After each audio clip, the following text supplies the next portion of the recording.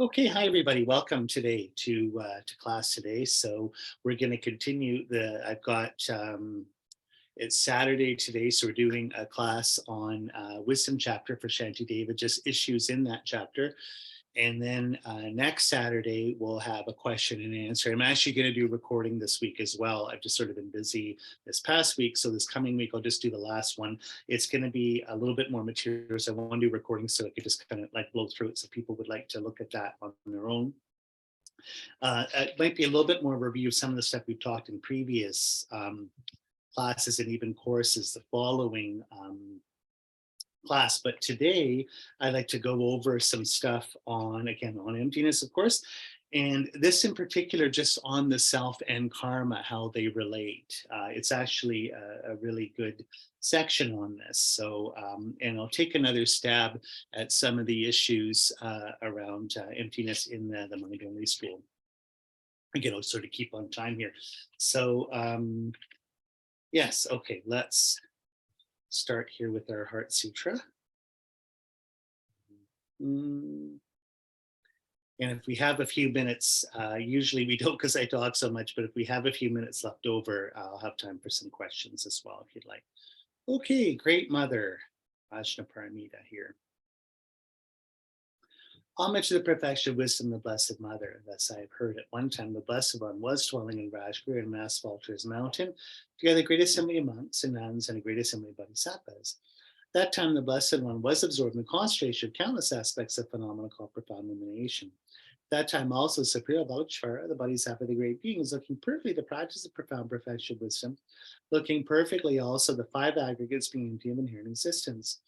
Then the power Buddha, Venerable Shariputra, said to Supriya Avalokiteshvara, the bodhisattva of the great being, how should a son of the lineage train who wishes to engage in the practice of profound perfection of wisdom? Thus he spoke, and Supriya Avalokiteshvara, the bodhisattva of the great being, replied to Venerable Shariputra as follows. Shariputra, whatever son or daughter of the lineage wishes to engage in the practice of profound perfection of wisdom should look perfectly like this. Subsequently, looking perfectly and correctly, also the five aggregates being empty of inherent existence. Form is empty and emptiness is form.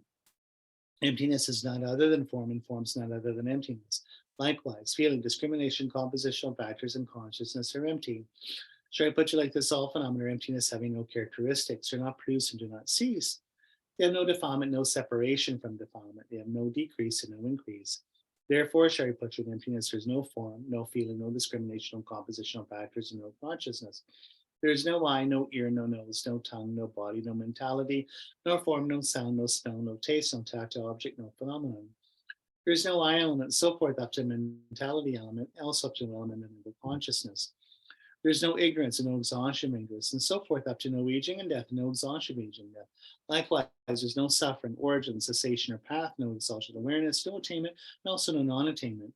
Therefore, Shariputra, because there's no attainment, bodhisattvas rely on and abide in the perfection of wisdom. Their minds have no obstructions and no fear.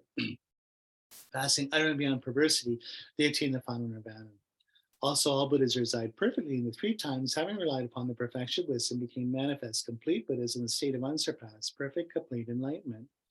Therefore, the mantra of perfection of wisdom, the mantra of great knowledge, the unsurpassed mantra, the equal to the unequal mantra, the mantra that thoroughly pacifies all suffering, since it's not false, should be known as the truth.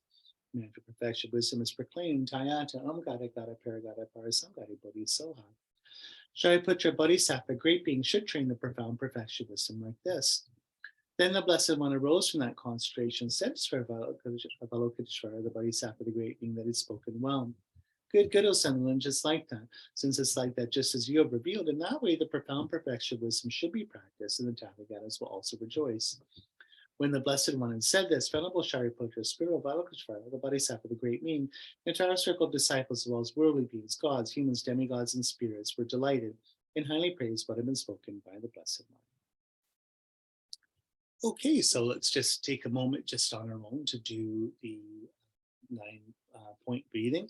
So I do it just by visualizing. I used to do it where you close your nostrils. That's, of course, maybe that's the better way to do it. But I'm just I'm just doing it through visualization, really trying to feel things, just to make my mind a little bit more subtle, like to focus more on a subtle object. So it's up to you. So of course, breathing. 3 times to the left, out through the right, 3 times through up through the right, out through the left, and then 3 relaxed times through both nostrils. And of course, the first sets of 3, we're getting rid of pushing out all the anger and I should say all the attachment on the left through the right, and the next 3 all anger reactivity, and then the nice 3 breaths in through both nostrils, in and out, just regular breathing, and hold the last inhalation for a moment before we release.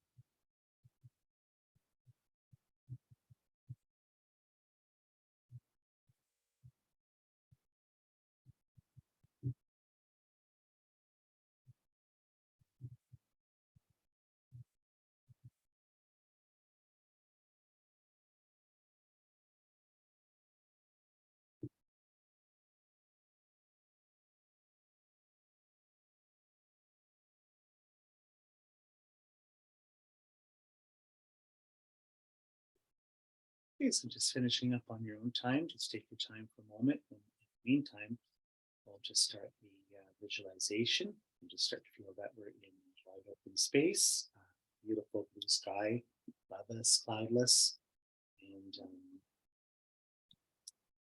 the ground like this, like lapis lazuli, blue and soft and easy to touch.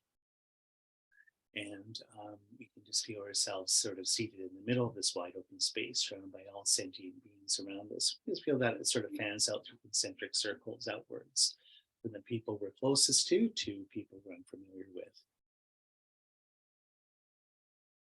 So our mother on our left, father on the right, the people we love the most behind us as support, and the people we like the least or have karmic debts with or issues with in front of us as objects of our meditation and compassion and care. And going up from there, people from all over the world, all different backgrounds and cultures and so forth are here with us. Animals from just all beings from the animal realm. So our natural ecosystems are all here. This from the sky, the earth, and the sea. And then the spirit world is here in the same way. It's just vast sort of spirit world ecosystem, all the different planes and realms in the spirit realm, the astral, ethereal, elemental planes, and so forth. Here, celestial beings, so gods and demigods, and the different god realms as well: desire, form, and formless realm. And the vast majority of beings sort of moving out from there, all beings in lower states of rebirth, different hells and hungry ghost realms and so forth. So it's the big sentient being family here. And if we add on all different sort of, this sort of entirety, but you even think that there's even different parallel dimensions and worlds in here, it's a vast number of beings, sentient beings. So looking into beautiful blue sky, let's just see that for our Gyema practice here, we're going to visualize Tashita Pure Land or Ganden Pure Land. 1,000 deities or angels of the land of bliss here. So Tashita Pure Land, as we know, is the land of all the universal Buddhas that come and teach. This is land of Pure Land of Buddha Maitreya, the coming Buddha, 5th universal Buddha, Buddha of love, as well as the Pure Land of Buddha Wisdom, Manjushri, and Goddess of Wisdom as well, Saraswati. So we can see this beautiful Pure Land in the sky, kind of like two worlds. It's almost like if the moon was coming closer to the earth. In the sky, just like filling the whole sky, we see the moon. Same thing as Pure Land. We're sort of building a bridge from our heart to this different dimension here, this Buddha realm.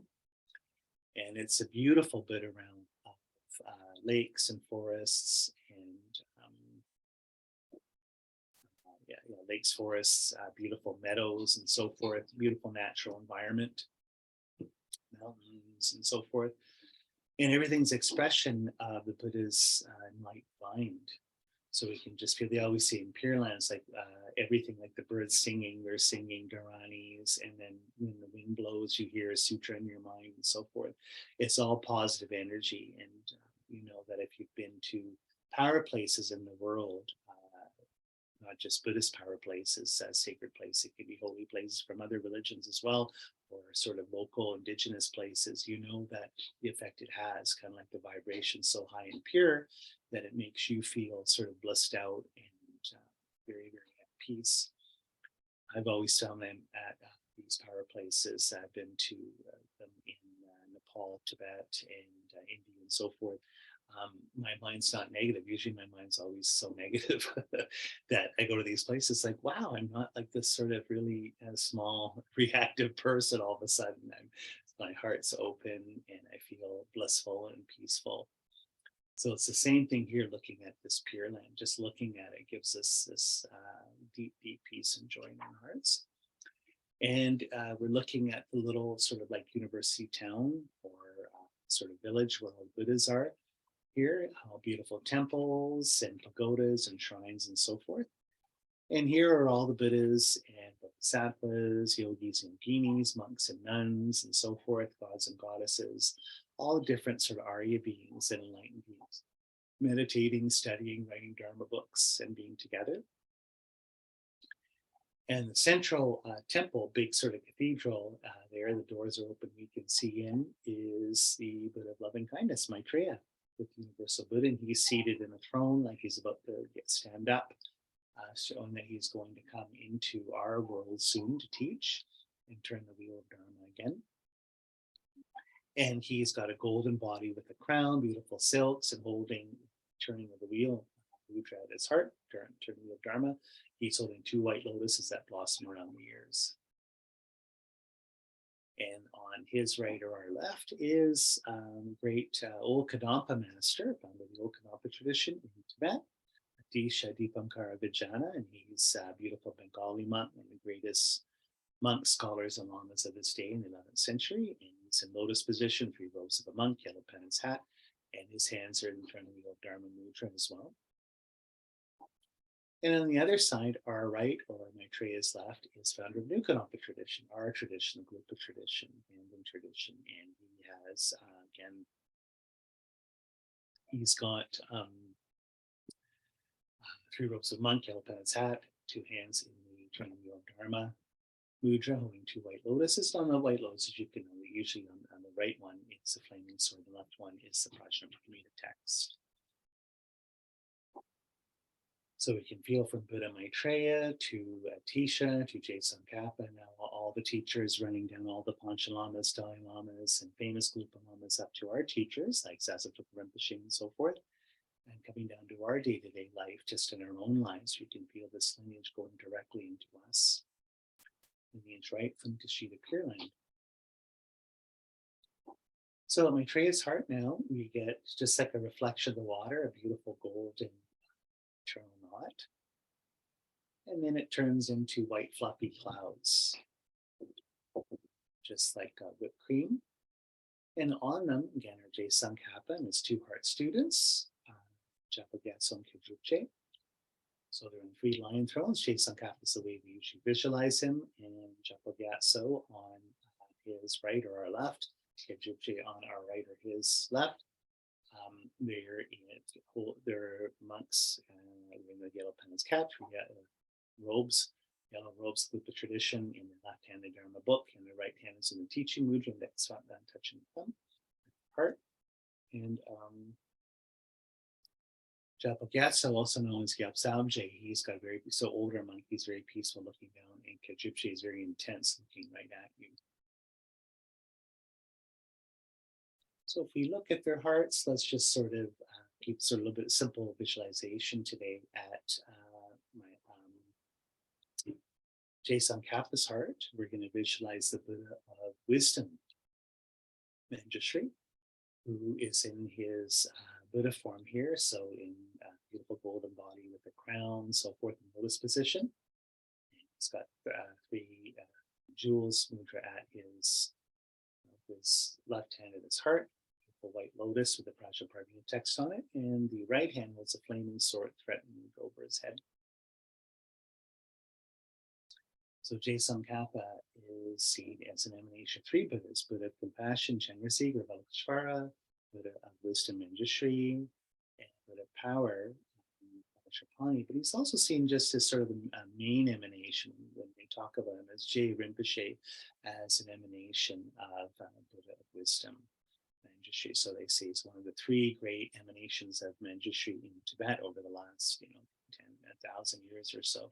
Person being famed Sakya Pandita of the Sakya tradition, and the second one being Longchenpa Rajam of the Numa tradition, who was almost contemporaneous of Tsongkhapa. He was in the mid-1300s. So just that whole period, three great Manjushris. Now looking down at Gyatso, he was seen as emanation of Avalokiteshvara, Chenmo, very, very peaceful monk, compassionate monk. So at his heart is Avalokiteshvara, Chenmo, forearm, lotus position, beautiful white body with crown, beautiful ornaments. He's holding with forearms, his first two hands hold a multicolored gem or jewel at his heart. And then right hand has a crystal mala, left has a white lotus. And on the other side, Kajipche was seen as famous tantric master as well as an emanation Buddha, Vajrapani, Buddha of power. So he's right leg bent, left outstretched. He's holding he's dark blue. He's on fire. He's got a crown and has some snakes on him, 5-colored snakes. And he has in his right hand, holding to the sky, a golden vajra, and left of the start. Both of them threatening as a lasso to tie up evil spirits. And he has a little tiger skin loincloth as well. He's burning them on fire. So taking refuge, just do the English here. I take refuge in Buddha, Dharma, Sangha until I attain enlightenment. By the merit accumulated from practicing generosity and the perfections, may I attain enlightenment for the benefit of all sentient beings. I take refuge in the Buddha, the Dharma, and the Sangha until I attain enlightenment. By merit accumulated from practicing generosity and the perfections, may I attain enlightenment for the benefit of all sentient beings. I take refuge in the Buddha, Dharma, and the Sangha until I attain enlightenment. By the merit accumulated from practicing generosity and other perfections, may I attain enlightenment for the benefit of all sentient beings. Time here from her heart, I take refuge in the Buddha, Dharma, and Sangha until I attain enlightenment. By the merit accumulated from practicing generosity and the perfection, may I attain enlightenment for the benefit of all sentient beings. For immeasurables, may all beings have happiness in its causes. May all beings be free from suffering in its causes. May all beings constantly dwell on joy transcending sorrow. May all beings dwell in equal love for both those close and distant. So in our heart, let's generate these. When we say may all beings have happiness in its causes, we're generating love. We want all beings to be happy. May all beings be free from suffering in their causes. Just take a moment to really generate compassion here. We don't want anyone to suffer. May all beings constantly dwell on joy transcending sorrow. In particular, we're wishing the joy and bliss of nirvana. All beings, may they all reach nirvana. And again, oh joy, oh bliss, as I always like to say, it's just sort of an Nietzschean joy, which is a positive power of manifestation. And just the bliss, the feeling of totality, great, great peace. No sort of a sense of lack, just all that being filled with positivity. Sort of being in a state of rest, but not sort of a comatose state, but sort of a weird active state of rest. We can think that we're still manifesting, we're still loving, we're still moving, but we're no longer insatiable or feeling of lack. just sort of positive power of creation here. Just that's a real sense of joy in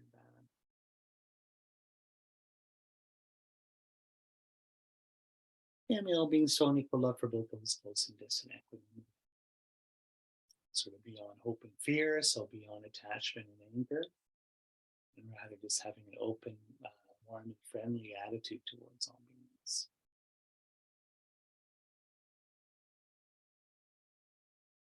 Okay, inviting the merit field here from the heart of the protector of the hundreds of deities of joyful land to the peak of the clouds, like a cluster of fresh white curd.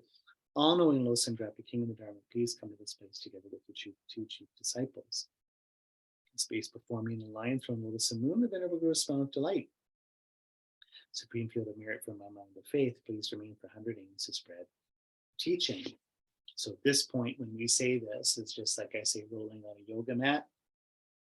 The clouds start to unfurl from Maitreya's heart, bringing Tsongkhapa and his two students closer to us. So we're like a crane. There's that crane they always have up washing the windows in Toronto, the little thing you can go up. Same thing, or like changing the power line is sort of wonderful. It's almost like little cranes coming down from the sheet of Pure Land close to us. Again, we can look up at it. It's very close down, right in front of us in all beings. Tsongkhapa, Chopa, and Kijupche, and we have Manjushri, Avalokiteshvara, and Vajrapani at their hearts, respectively. So we're also getting an interaction directly with the three Buddhas, the three main Buddhas of wisdom, of compassion, and power. Your minds of wisdom realizes the full extent of objects of knowledge. Your eloquent speech is ear ornament of the fortunate. Your beautiful bodies are ablaze of the glory of renown. They're brought straight to you, and to see, to hear, remember so meaningful. Pleasing water offerings, various flowers, sweet smelling incense, light, scented water, and so forth. A vast thought of offerings will set out and imagine and offer to you, supreme field of merit. Whatever non-virtues of body, speech, and mind have accumulated since time without beginning, especially transgressions of my 3 vows, with great remorse I declare each one from the depths of my heart. In this degenerate age, you still for much learning and accomplishment. The 8 worldly concerns, you make your leisure and endowment meaningful. Protector, from the very depths of my heart, I rejoice in the great wave of your deeds.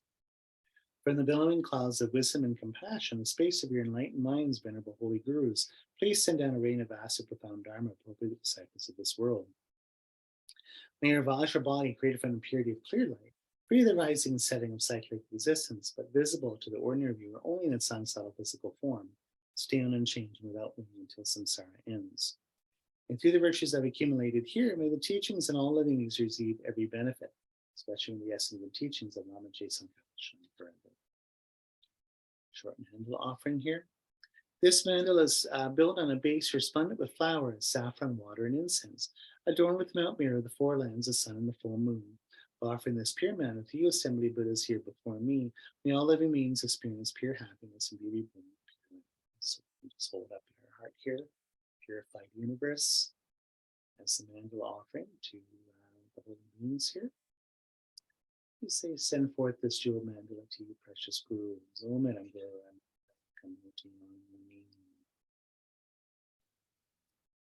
Okay, so upon saying this, you can just feel that wonderful, beautiful golden lights coming out from the heart of Maitreya. So it's like radiating down from Tashita Pure Land in general. And then in particular from the hearts of Tsongkhapa, Chopa, and Kijupche. So it's like 3 little suns we have up here setting sunlight out.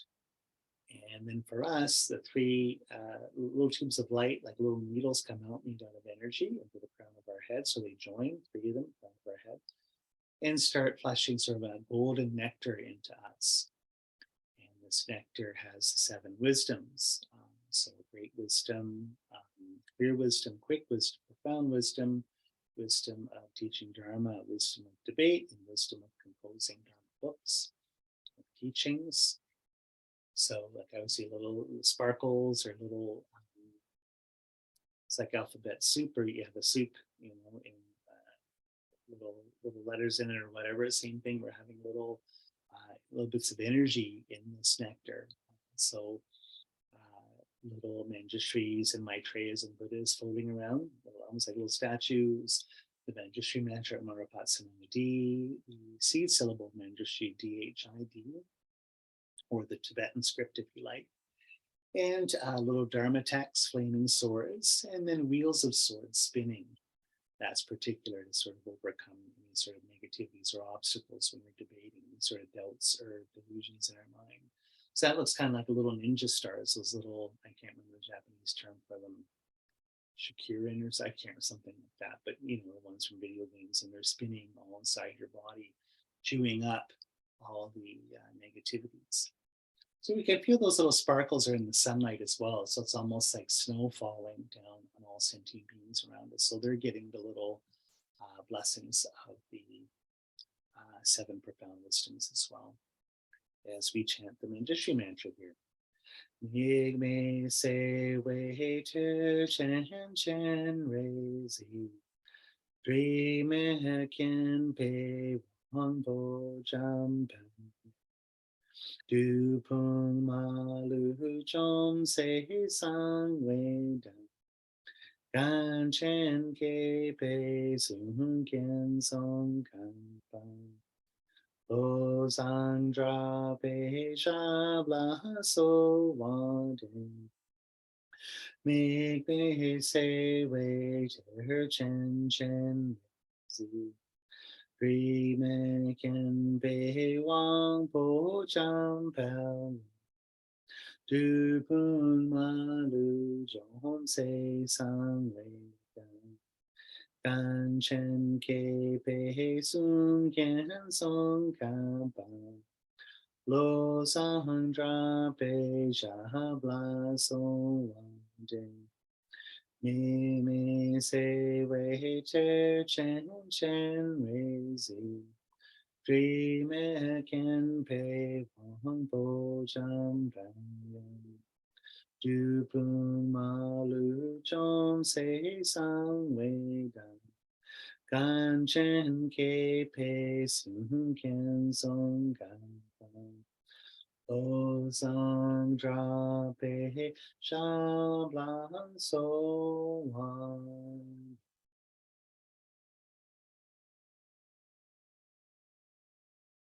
So just as we end here, we can just change we've got this golden nectar and light coming down, like sunlight. Let's just change the colors here. And we can feel just sort of a last burst from ourselves and our beings. We can feel from Manjushri and Avalokiteshvara and Vajrapani, actually 3 colors of light coming down for us and all sentient beings, like a laser. So white, red, and blue. And we just feel that all the sort of wisdom, compassion, power is going into us and all sentient beings. So the real blessings of the wisdom, compassion, power of all the Buddhas. So it's kind of like a beam of light. It looks like that Aquafresh toothpaste where you get the, I think it's white, red, and blue. I can't even use that toothpaste in years, but you know, when you squeeze the tube, it comes out in one piece, but it's like 3 colors. Same kind of thing, beam coming down into us, filling up our whole body here. White, red, and blue, and white, red, and blue energy going on everywhere as well.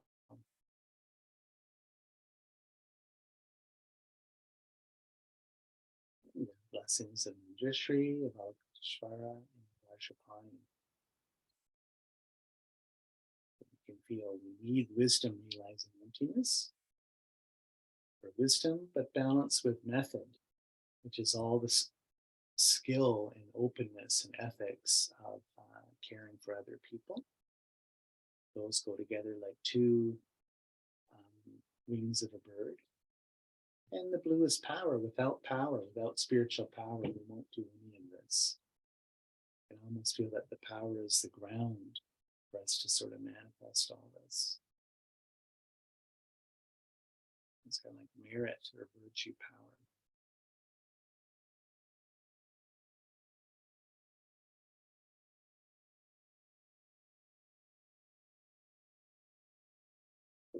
Okay, so these 3 colors get absorbed into us, and now at our heart, let's visualize a light, little white 8-petaled lotus, the size of a quarter or so, just sort of a large coin, a silver dollar. And on it is a white moon disc. And now we can just feel that we'll recite these verses here and we'll do the dissolution. Glorious precious root guru, please come to lotus and moonseed at my crown, and in your great kindness, please remain with me. Please bestow on me the blessings of your body, speech, and mind. Glorious and precious root guru, please ascend to the lotus and moonseed at my heart, and in your great kindness, please remain with me. Please grant me the common and supreme realizations. Glorious precious root guru, please remain in the lotus and moonseed in my heart, and in your great kindness, please remain with me. Please remain until I achieve the essence of enlightenment. So with this, we can feel the sheet of Pure Land starts melting into golden light. All the town and temples and so forth melt into Maitreya. You can feel that Tish and Tsongkhapa become little balls of light, little suns that go and dissolve into him. Then becomes like a big sun that starts to come towards Tsongkhapa, sucking up all the clouds, dissolves into him.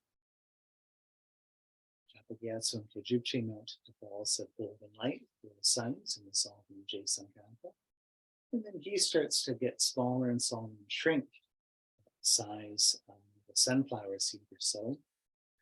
And he comes towards the crown of her head, turns around, same direction as us, and then slowly descends, enters her crown chakra, descends in front of the spine, central channel. And just like a little helicopter landing on a pad or a leaf falling, falls down, sort of ends up landing squarely and softly on the moon disk at our heart. Now then the lotus starts to close up, like a flower at night, is closing, sealing Tsongkhapa. And just feel that all the Buddhas and holy beings are one with him, especially three Buddhas of Manjushri, Valishvara, and Vajrapani. And the little lotus is now sort of tied with two mantras, one clockwise on that 7B, which is the Manjushri mantra, gold, and underneath it in gold, Tsongkhapa's mantra, turning counterclockwise.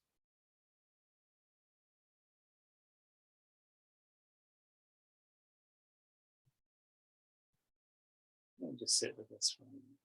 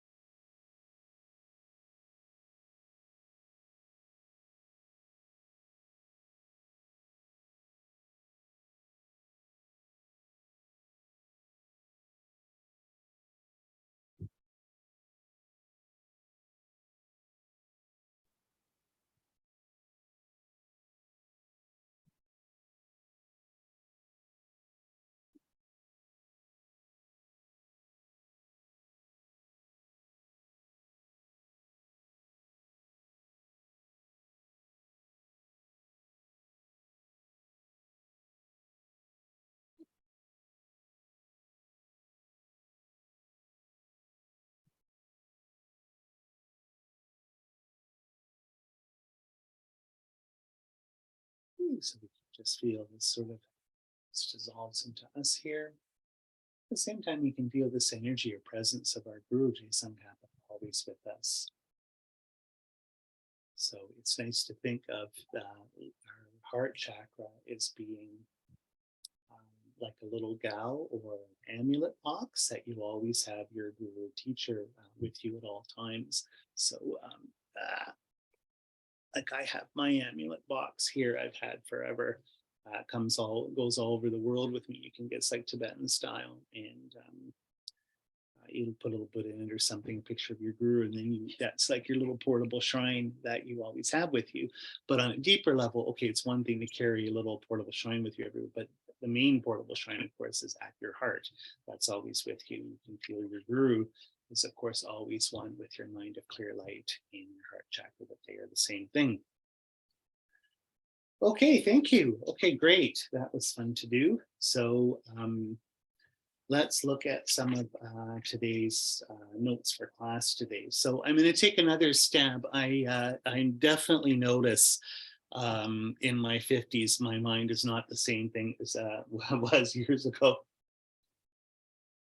Having flown around the world, I don't know how many dozens of times now, that hasn't helped either.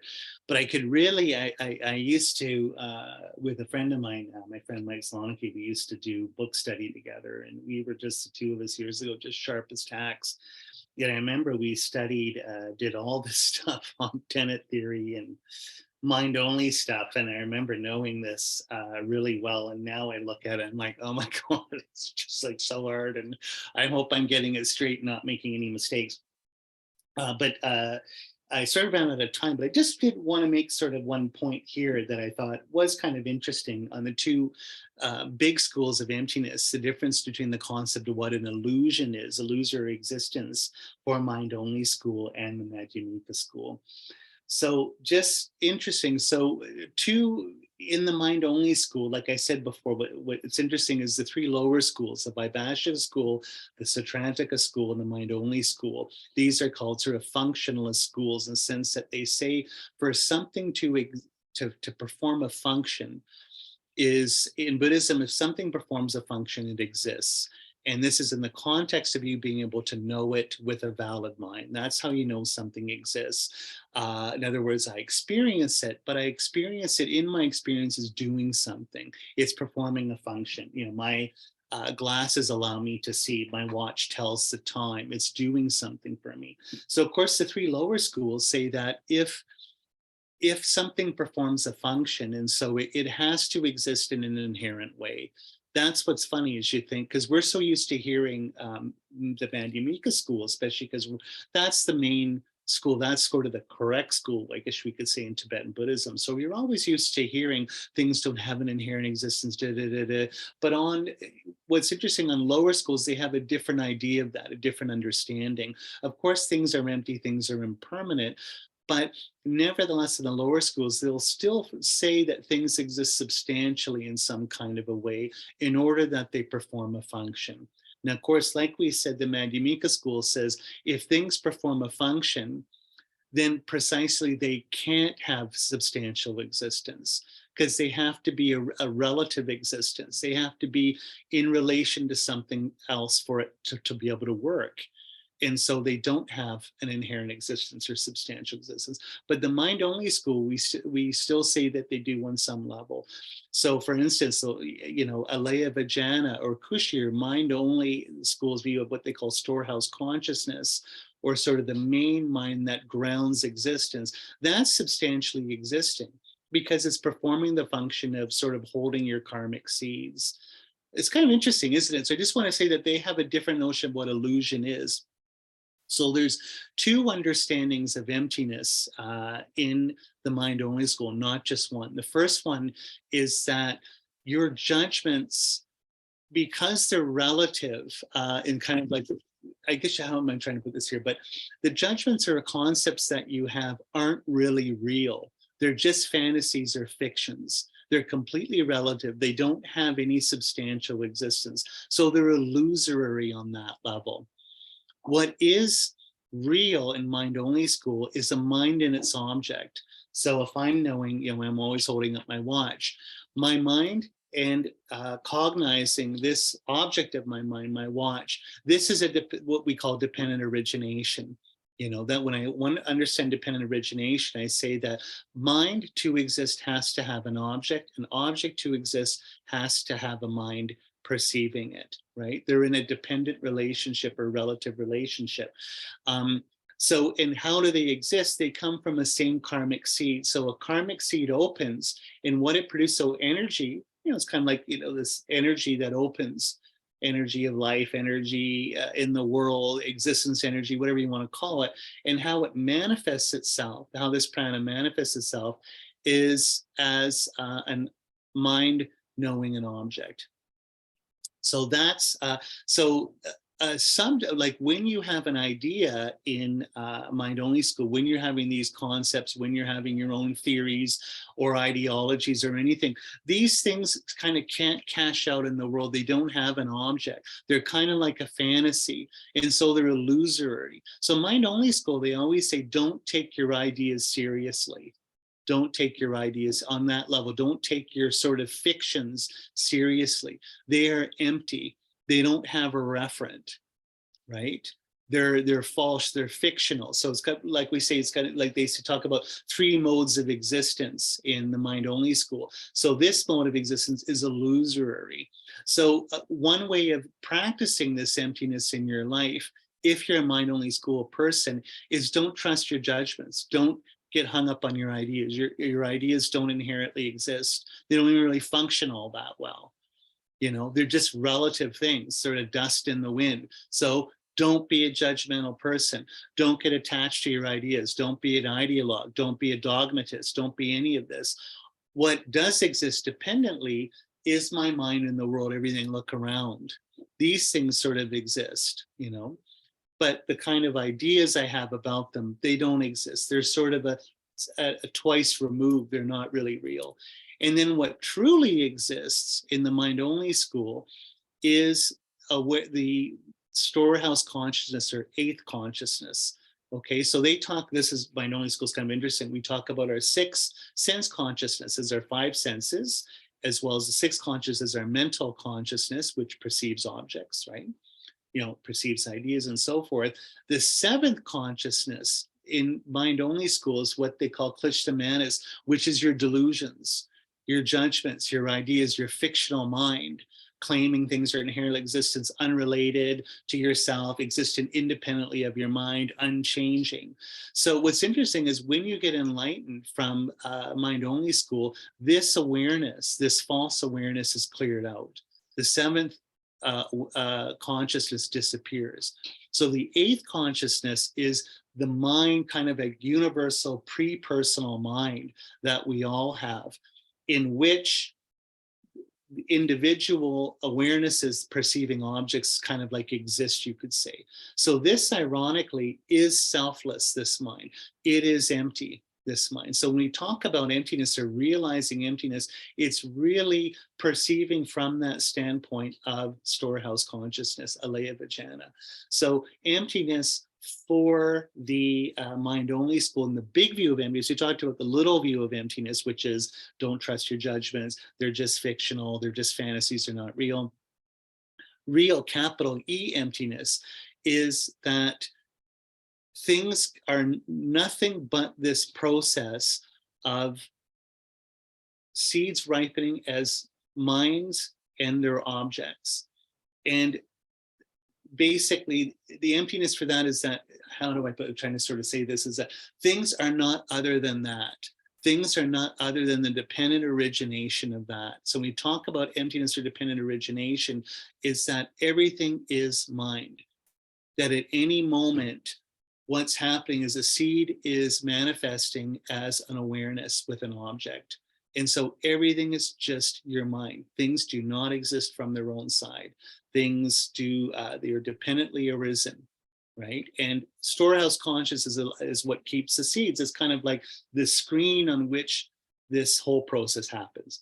So that's the mind only school. So you see with the mind only school, how complicated, it's very, very subtle. It's amazing. There's a lot of Buddhist schools that follow it. In the Madhyamika school, we keep that understanding of karma, that objects arise from it and minds arise from the same karmic seed, but we don't have an 8th consciousness or anything. Like one of my philosophy teachers always said, it was his opinion, but I always like this. He said, the more complicated a philosophical system is, the more you know it's wrong. Like the more complicated metaphysical gets, you know that it's almost like they're trying to cover their ass, like it's not really working. And so what you get from the Madhyamika school is this idea of like, the mind only school is so complicated that right away, you know, okay, in the big picture, this can't be right. Like, what's this, you know, storehouse consciousness? Why do we need this? Oh my God, what, there's a 7th consciousness? No one's ever heard about any of this before. And you start to think, okay, this is becoming some huge metaphysics now, which in the big picture has got to be false. But anyway, that's another story. We'll get to that maybe in a later course. But of course, in the Madhyamika school, illusion isn't this idea that your concepts are wrong. It's just everything is illusory. Things appear to exist independent of your mind, but they're not. It's a very simple understanding of illusion compared to the mind-only school. In a lot of ways, that sort of simpleness is a lot more subtle when you think about it. Everything on a conventional level is illusory because it's just labeled by the mind, right? It's just like a mirage on the highway. So the mind only is supposed to see that mirage. Aha, it doesn't exist. It's just a fiction in your mind. It doesn't exist at all. Don't think about it. Well, it still appears. It still appears to your mind. Like the point is that when we look for evidence of that, it's not there, but it's still labeled by the mind by the word we use for illusion, right? Anyway, so I hope that's clear. I hope I haven't confused you anymore. And again, I'm not a scholar for this stuff, but I felt last week I tried to talk about this a little bit, and I think I think even myself, I got confused. So I wanted to clear that up. Okay, so moving on to today's class, there is, to start, we get this idea that there are two sort of wrong ideas about existence that we're taught. So one is things that you learn to hold as being self-existent, self-existently true, that you're taught in this life, kind of on an educational way. So going to school, being brought up in your culture, being taught by other people or so. So it's kind of like the belief system or worldview or paradigms that you have, sort of the whole, Michel Foucault called the episteme or something, the whole sort of symbolic universe that you live in as a human in this life. Most of it, as we know, is just socially constructed politics, different values, ideology, or whatever else. And of course, these things, when we're taught them, we're not taught that they're relative or changing or mind dependent. We're always taught these things, politics, religion, social customs, as being absolutely true and unchanging. Okay, so it's kind of like this is one way of being taught inherent existence. When you travel, I've traveled all over the world, and what you always see, of course, when you travel a lot, is that every place is different because its values or cultures are different. But what's interesting is, of course, every place you go to always think that their culture and their customs are true and independent of everything else.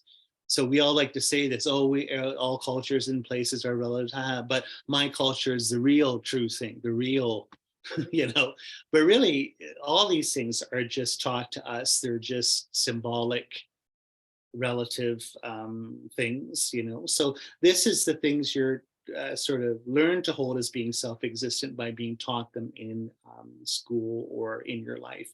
And then, of course, the second one is the tendency to see things as inherently existent or self-existent, that you're just born with the fact that you're a sentient being, just that you have delusions, this sort of innate ignorance that you've been born into. Okay, so that's, of course, clear. I don't think that that's anything. So yeah, so those who have seen emptiness directly eliminate the learned belief in self-existence. They see things as being self-exist, but no longer believe it's true. So when you realize nirvana or see emptiness directly for the first time, become an Arya being, they call this, you've eliminated, quote unquote, the obstacles to liberation. So the obstacles to liberation is the first one. You no longer believe intellectually that things are inherently existent. You see them as inherently, they still appear to come at you from their own side, but because you've seen emptiness directly, you know that that's not true. So you can never be duped intellectually anymore by politics, by religion, by anything, ideology or dogmatisms. No one can convince you that things at all substantially exist, come from their own side, or inherently exist, because you've seen emptiness directly. Okay, so 3 wrong ideas that are learned. These wrong ideas are based, so you could say that these are almost part of that cultural thing that we're taught here as being human. These wrong ideas are based on mistaken belief in self-existence, focused on how we look at ourselves or where we come from and what our ultimate basis is. So 3 sort of, I guess you could almost say, like folk beliefs that we always get as a human being that are wrong is, number 1, you hold that a person and their heaps or 5 aggregates are similar to a master and their servants. So of course we're taught this, but we also sort of, like on a folk level, just by growing up human, you believe that your ego or your I controls your mind and a body. They say like a master and their servants, but maybe you could say about almost like you in your car, you in a machine. Like, I look at my, the body bag here, the meat sack is my body, is mine is a machine that my eye moves around, right? And then the I is inherently existence or truly existent or unchanging, maybe even immortal, but I have control over my mind and my body, right? The I sort of somewhere, Descartes' ghost in the machine, and I'm controlling my mind and my body. So that's one mistake or one kind of wrong view. The second one is to think that you're made of some basic tiny atomic particles, which are fundamental building blocks of reality. So of course, there's a lot of ancient philosophies and religions, and basically our whole materialistic scientific point of view believes this, that we're sort of somehow an amalgamation, or almost like building a house of bricks or a Lego of atoms, that these are truly existent, unchanging, the fundamental basis of reality, and everything, our mind, our body, reality is just built up of these things. And so when you look at it, that's probably the folk belief that everybody has now in our culture, sort of more 21st century secular materialist culture, that the backdrop of our culture, if anyone asks you a question, um, who are you? What are you made of? Well, I'm my brain. My brain, that's who myself is. And what is the brain made of? Brain's made out of chemistry. What's chemistry made of? Well, the chemistry is made out of atoms. So the atoms, none of us understand this stuff, but I'm just saying it's as a folk belief. If you stop anyone in the street and say, well, what do you believe is the fundamental nature of reality? Well, atoms are, we study that in physics and chemistry. That's what makes everything the way it is. And somehow a combination or interaction of these creates everything, including me, because it creates my brain. My brain is me. So that's what creates me. There's a lot of Greek philosophers, Democritus or even Lucretius or stuff, they say this. And it's kind of an interesting way. They would say that this is a way of letting go of fictions, because these building blocks or atoms change and do stuff. It allows you to sort of go with the flow with nature. In a lot of ways, some of these Greek schools had more of a spiritual understanding of this. But of course, as we sort of materialists, or quote unquote in the same philosophy, naturalists nowadays, we don't have that kind of emancipatory or ethical view of this. It's just how things are. Things are kind of absurd or blind, or these natural processes through evolution just is what it is. Okay, so now, of course, when you go into physics, you see that there's no such thing as an atom. It just keeps subdividing further, and that when you look at things, things are just like in quantum mechanics, which I don't understand.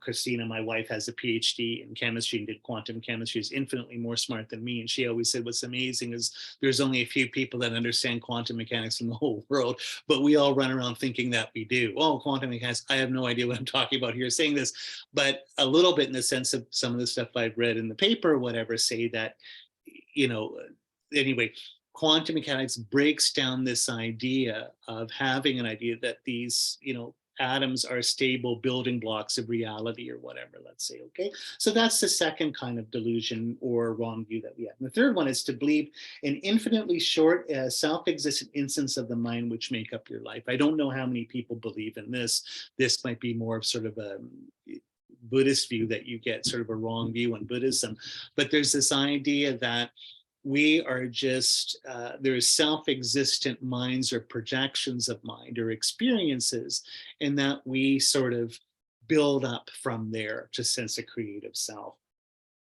So Manjanikas, of course, say, our middle way philosophy that we agree with, you are not the sum of your parts, nor any one of your individual parts. No object is a sum of its parts until you conceive of it as being due to your past karma. You actually consist of nothing more than your karmic seeds going off in rapid succession. So what that means, of course, is that how things exist is how we label them. I'm trying to think of a good thing to hold up here, but you can see that you can't create an object just out of parts. This is a big thing you get in the Madhyamika school, where it is you have a basis, you have parts, but it's the label on the parts, the dependent origination of the label going on the parts that ends up creating the object. So you get a big discussion of this if you really wanted to bore yourself. Like I always say, if you end up in the hospital with nothing to read, you can get one of the greatest works of philosophy of the 20th century, Husserl's Logical Investigations, and read all about this, because like one professor said, I can't remember, like there's 100 pages just on this one issue or something like this. But famous philosopher David Hume in the late 1700s basically said, as an empiricist, how we create objects is we create them out of a bundle or a pile of impressions or data. So in other words, if I have my phone here, I have color, I have shape, I build this up and I get an object. And once you get with Husserl, and I think even Gottlob Frege, his contemporary amazing logician, sort of argued the same thing, is that logically you could never create an object out of just a pile of things. Like if I look at my phone here, I can talk about shape, I can talk about color, I can talk about texture, but adding texture, color, shape, coldness, even a function of being a phone, none of those things, if I just stack them together, will create the object of a phone. They're unrelated. How can I say that this perspective is the same as this perspective? They look different. How can I say the color is the same, let's say, as the shape? How do they go together? It's the mind logically putting them together that creates, so what you get is they call one through many out of a series of perspectives, a unity of multiplicity, a synthesis of those perspectives that the mind does. They're not in the data itself. It's the mind adding to it that creates it. Immanuel Kant does the same thing in Critique of Pure Reason, right? It's called the Transcendental Aesthetic. Threefold synthesis of the imagination, it's called. So that's important to know. So these things so what the Madhyamika school is showing is that if you believe that somehow out of a collection of atoms or pieces of time, I could create a self, there's no way that that would happen. The self is the unity, sort of an object, a one in many, so to speak, a unity out of a multiplicity, a label on a base. Okay, so it can't be those things. It can't be this inherently existent master putting things together, a body and mind, to create itself. It can't be a sum of all these atoms. It can't be a sum of all pieces of time. That's sort of the argument you get in Madhyamika. Okay, and finally, this is kind of an interesting thing to do to conclude. I don't have much time, and I'm leaving one of the biggest issues here, so hopefully I can cover it here. So here's the question. If we've said all this, basically, if the mind is creating itself, things are impermanent, things are just label and bases, the take home here is, who collects karma? Who collects karma? If there's no inherently existent self, if there's no inherently existent atoms, if there's no inherently existent pieces of time, where is the unity where is the sense of self that would undergo karma? How could I say that it's me that is creating actions and suffering consequences? How can I own, even in this life, any of my own actions? How can experience that I have be mine, be about mine? If everything's always changing, what's the same? How could karma have a target to land on, like the effect of my previous cause that I created, let's say in the 1700s? How does it know how to float over and land on me now in 2023 as Matthew Richards, when everything's always changing, including the karmic action? Where's the principle of unity here? Doesn't this all fall apart?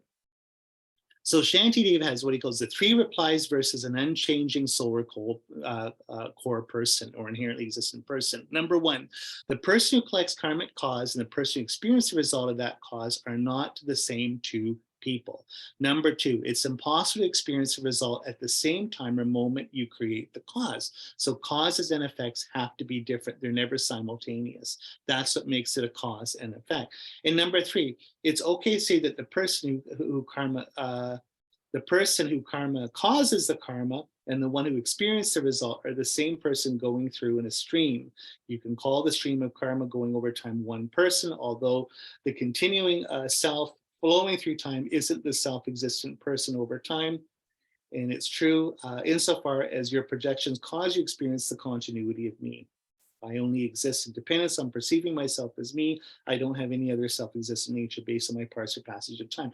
So what's interesting, I guess you could say here, I'm just trying to put this together, is karma is always changing, right? Like, in other words, there's nothing self-existent about karma, because cause and effect themselves to work can't be self-existent. Causes are related to their effects, but they're not the same thing. They can't occur at the same time. The self, the sense of my mind is always changing, my body's always changing. The karmic seeds that create minds and objects are always changing. The karmic seeds that basically produce cause and effect, that are cause and effect, are always changing. And karmic seeds themselves, until they're ripened, reproduce themselves at each moment in your mind. So they're always changing. So what's interesting is that for the whole process to work, things can't be the same, right? So there isn't a true self that is the author of karma or the person experiencing the karma. There has to be selflessness to karma itself. There has to be selflessness of you being an author of your life and experiencing the results of your karma. That has to be a selfless process. Okay, so it's basic. So even the stream of mind with karma through it itself is a flow. So it's interesting. So how does it relate to me? Because I label it as such. I self-identify with it. And that's why it is tagged to me, right? My own self-cherishing as I come into the life means that I associate with everything happening to me. That's the magnetic pull. So karma itself is carried in the mind, but in the karmic person or the karmic illusion itself. I hope that makes sense. This is very subtle.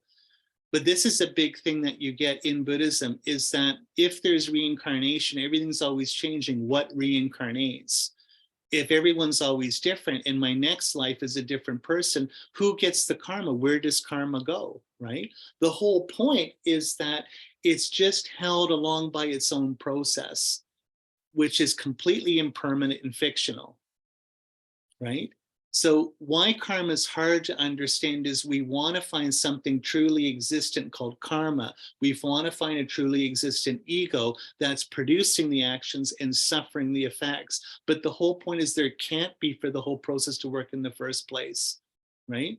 It's only because I take myself as being an author of my life, engaged in life, writing my own life, that activates the whole process of karma in the first place. You see this? Now, why is that important? Is because you see you are a complete virtual fiction created at each moment, at every moment, right? At every moment. You are nothing but a grammatical fiction, right? So why is this important? It doesn't have to stay this way if you don't like it. In other words, like I always say, you got the choice to be in the Matthew Richards shady mandala of suffering, of true existent sufferings and all these problems, or I can be in a completely different fiction, right, of Vajrayana, Green Tara, Yamantaka, or something like that, right? Tantra, or continuity, is the continuity of this process. Why Tantra can work, why I can get enlightened, is precisely I'm just dealing with fictions here, right? So karma itself, when I say I trust in karma, like by the power of karma, by the power that things are all related and not inherent existence, may this happen.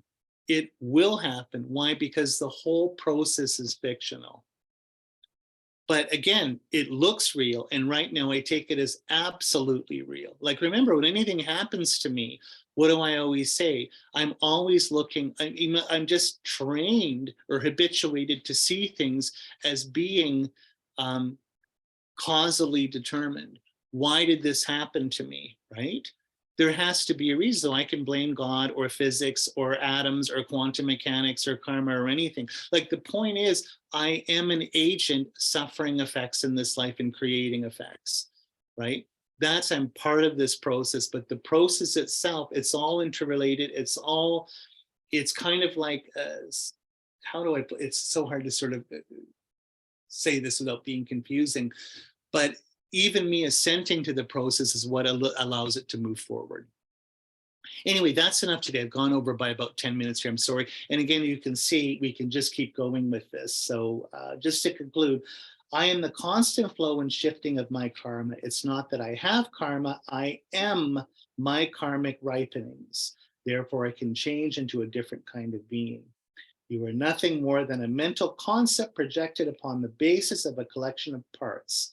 The sum of the parts of the object are not the object until you perceive them as being so. So anyway, so this isn't the last time we have to talk about this, but really sit and think about this. Really let this kind of like marinate in that, sink in this, and see its therapeutic or its emancipatory potential by believing in this, by really seeing that because of karma, anything can happen. Okay, so let me just, how about we just end it right there? I'm sorry for going over a little bit, but of course, I had to leave the most important, difficult question to the end there, so I knew I'd end up going over time a little bit. So let's just take all of our wonderful merit we've generated together here today and dedicate it for the enlightenment of all beings, by the blessings of all holy beings, the truth of karma, the power of our pure spirit intention, and all of our wishes be fulfilled. Okay, thank you so much, and see you next time.